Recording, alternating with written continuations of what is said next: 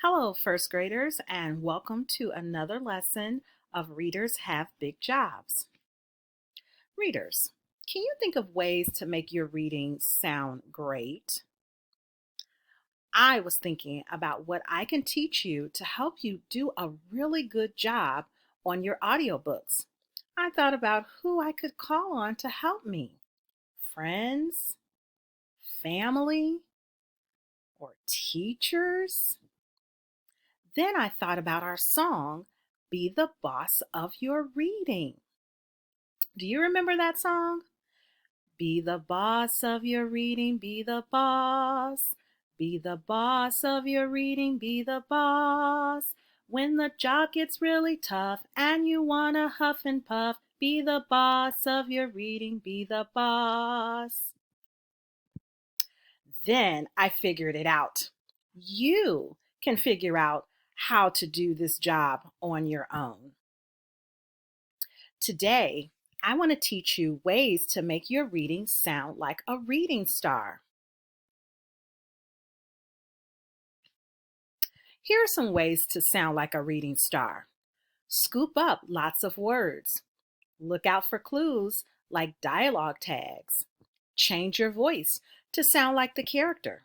Show feelings. Read some parts slow and some parts fast. Add sound effects. Read loud and clear. Well, let's read our book, Zelda and Ivy the Runaways. Listen as I read sections of our story.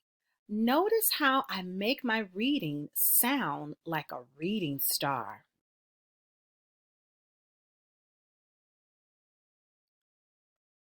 First, notice how I scoop up words. Chapter 3, The Secret Concoction. Early one morning, Zelda sat down to write a haiku poem for her grandmother. Ivy came in, shaking a jar of liquid. "What's that?" asked Zelda. Now notice how I look for clues like dialogue tags, or we like to call those quotation marks. Here I see that's the beginning of a quotation and the end. There's another beginning and the end. Notice how I change my voice to sound like the character. "I'm making a secret concoction," said Ivy. She poured in some orange juice. "You should add glue," said Zelda. "I don't think so," said Ivy. She mixed in a mint leaf, and an eyelash. "Put in some cinnamon hearts," said Zelda.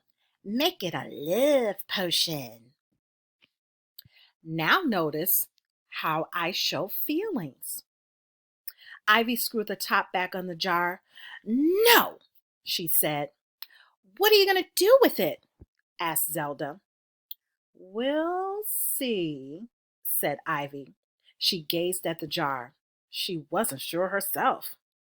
Zelda went back to her haiku. She rubbed her forehead and her lucky jewel. She cracked her knuckles. "Rats!" she said. "I'm stuck!" "Why not take a break?" asked Ivy. Now notice how I read some parts slowly and read some parts fast.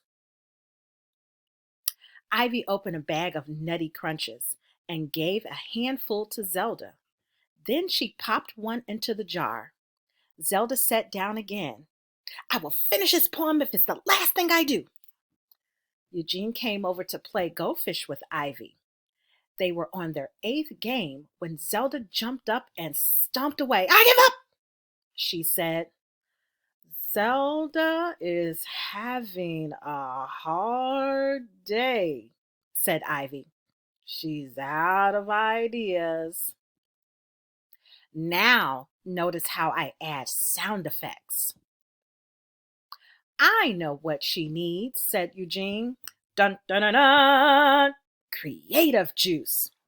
Creative juice gets the ideas flowing. "So what exactly is creative juice?" asked Ivy. "I'm not sure," said Eugene. "Shh. Action.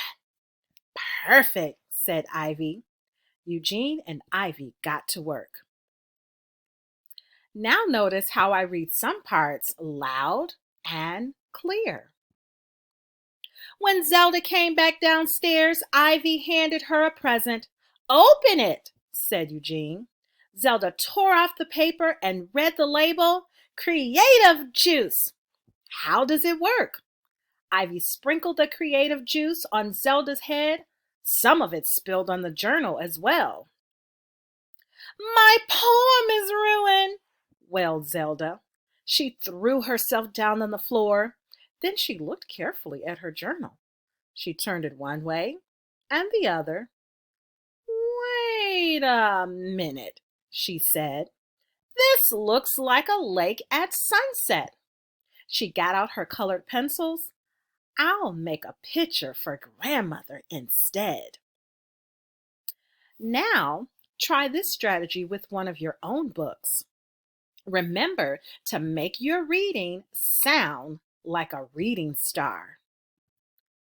After you finish practicing with your book, make a video of yourself reading like a reading star, then send it to your teacher. All right, readers, off you go.